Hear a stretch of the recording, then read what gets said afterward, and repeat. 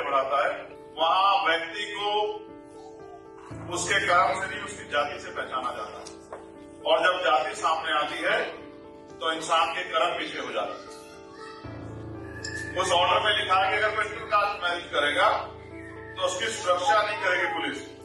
Midwest अम्बेडकराइट्स ने Chicago में Baba Saheb doctor B.R. Ambedkar की 134वीं जयंती का ऐतिहासिक आयोजन किया, जिसमें भारत के बाहर प्रेरणादायक व एकजुटता का प्रदर्शन हुआ। इस कार्यक्रम में लगभग 300 से अधिक लोग एकत्रित हुए। इस वर्ष के मुख्य अतिथि थे माननीय चंद्रशेखर आजाद, जो नगीना के सांसद और आजाद समाज पार्टी के नेता है। उनके आगमन से कार्यक्रम में ऊर्जा और महत्वाकांक्षा का संचार हुआ, जिससे जातिवाद के खिलाफ वैश्विक आंदोलन को और मजबूती मिली। उनके प्रभावशाली भाषण ने उपस्थित लोगों को प्रेरित किया। चंद्रशेखर आजाद ने खुले तौर पर महाबोधि महाविहार को बौद्धों को सौंपे जाने की मांग की और घोषणा की कि वे इस आंदोलन में शामिल होने के लिए 12 मई को स्वयं बोधगया महाबोधि महाविहार का दौरा करेंगे। उन्होंने प्रोफेसर केविन ब्राउन, इंडियाना विश्वविद्यालय के प्रसिद्ध कानूनी विद्वान को अमेरिकियों में जाति समानता की दिशा में उनके योगदान के लिए सम्मानित किया। प्रोफेसर ब्राउन ने सिस्को, जातिवाद, भेदभाव मामले, सिएटल के एंटी कास्ट कानून और कैलिफोर्निया के SB 403 जैसे महत्वपूर्ण प्रयासों में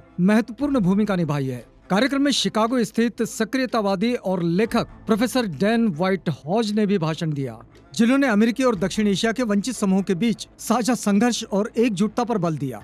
इस कार्यक्रम में यानी कि शिकागो में पहली बार बहुजन कला प्रदर्शनी का आयोजन किया गया, जिसमें भारतीय दलित बहुजन कलाकारों द्वारा प्रतिरोध व पहचान के विषयों पर आधारित शक्तिशाली कृतियां प्रदर्शित की गई। उपस्थित लोगों ने कला खरीदने के साथ ही कला की इस विक्रय से प्राप्त होने वाली राशि को सीधे भारत के कलाकारों को प्रदान करने की घोषणा की। एक नई सामुदायिक दान योजना बनाई गई, जिसका उद्देश्य मध्य प्रदेश के दमोह में SC/ST बच्चों की शिक्षा को समर्थन देना है। इस कार्यक्रम की एक विशेषता और भी है कि इसमें डॉक्टर बाबा साहेब अम्बेडकर की पुस्तक वेटिंग फॉर अ वीजा का पंजाबी अनुवाद द स्पोक अम्बेडकर और अशोका इंफोटेनमेंट के सहयोग से जारी किया गया। सांसद चंद्रशेखर आजाद ने संदीप कुलकर्णी को भी सम्मानित किया, जिन्होंने इस कार्यक्रम की लॉजिस्टिक व्यवस्था में महत्वपूर्ण भूमिका निभाई। आजादी के 75 साल बाद भी हम लोग उन ऊंचाइयों को प्राप्त नहीं कर पाए, उन गरिमाओं को प्राप्त नहीं कर पाए जिसके लिए हम लोग भारत का संविधान में अधिकार देते हैं। आज भी महिलाएं वहां सुरक्षित नहीं, सिर्फ महिलाएं नहीं, आज भी वहां व्यक्ति को उसके कर्म से नहीं उसकी जाति से पहचाना जाता है। और जब जाति सामने आती है तो इंसान के कर्म पीछे हो जाते हैं।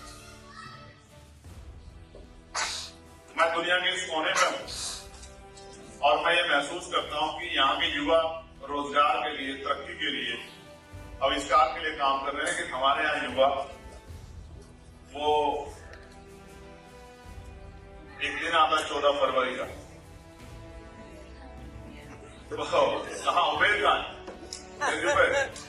जब 14 फरवरी का दिन आता है तो वो पार्क में घूम रहे होते, वहां जो फ्रेंड्स है वो आपस में बैठ के बात ना कर रहे हैं, एक दूसरे से मिलना नहीं, वो उनको रोकने के लिए वो कहते हैं, इसको कहते हैं वो संस्कृति को बचाने के लिए वो उन पार्कों में लाके लेके घूम रहे होते। थोड़ा सा दिशाहीन हो गया है, क्योंकि जो सरकार है उन्होंने अपनी तरह के लोग तैयार कर लिए, उन्होंने अपनी तरह की सोच तैयार कर ली।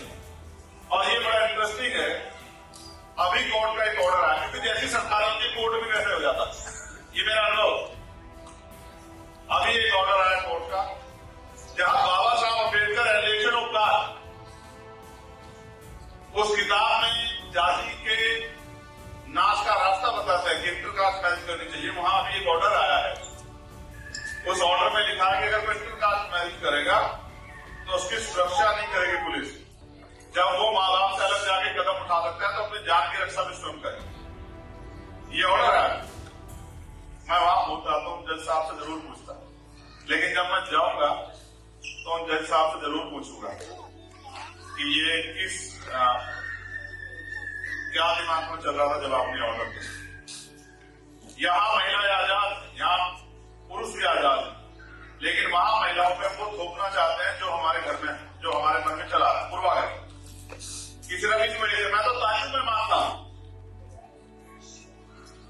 कि कहते हैं कि जोड़िया भगवान बनाता है, लेकिन यहां तो इंसान तय करते हैं कि उसकी बेटी किससे शादी करेगी, किससे दोस्ती करेगी, क्या पहनेगी, क्या खाएगी, कहाँ आएगी, कहाँ जाएगी। हम ऐसे देश में रहते हैं, लेकिन फिर भी क्योंकि वो हमारा देश है तो मैं ये कहूंगा आप सबके सामने कि हमारा देश महान है और उसमें जो कमियां हैं, जो इस समय व्यवस्था के आधार पर उसको दूर करने का काम करें। हमारा संगठन जो फंडामेंटल ड्यूटी है, जो कर्तव्य है नागरिकों के और जो उनके राइट्स हैं, उसके लिए लोगों को अवेयर करता है। पाठशाला चला के बच्चों को एजुकेशन की महत्ता बताने का काम करता है। वो जो स्लोगन था ना, वो जो उसके लिए पेंटिंग भी बनाई गई, शिक्षा से का वो दूध है जो पिएगा वो दहाड़ेगा, उस बात को आगे बढ़ाता है कि हम लोग शिक्षा की महत्ता को समझें। उसके साथ साथ जहां भी किसी पर अत्याचार होता है, देश का कोई गुना, वो आज का समय ऐसा है कि पुलिस से पहले लोग भीम आर्मी को जाते हैं और भीम आर्मी के लोग जाके वहां उनकी मदद करते हैं। मैंने कुछ भी नया नहीं किया है, मैंने वही किया है जो महापुरुष कह के गए। भाई बाबा साहब ने तो कहा ना शिक्षित बनो, हम शिक्षित बना रहे हैं। उन्होंने कहा संगठित करो, संगठित रहो। हम संगठन के जरिए लोगों को संगठित कर रहे हैं और संघर्ष किससे करना है और किस लिए करना है ये हम जानते हैं। ये भी बाबा साहब अम्बेडकर ही कह के गए। क्या कहा बाबा साहब अम्बेडकर ने? कहा कि राजनीति में अगर आप हिस्सेदारी नहीं करोगे तो उसका सबसे बड़ा दर्द ये होगा कि योग्य लोग आपके ऊपर शासन करेंगे। जिनको ये नहीं पता कि कॉन्स्टिट्यूशनल राइट क्या है, ड्यूटी क्या है, जिनको ये नहीं पता फॉरेन पॉलिसी क्या है,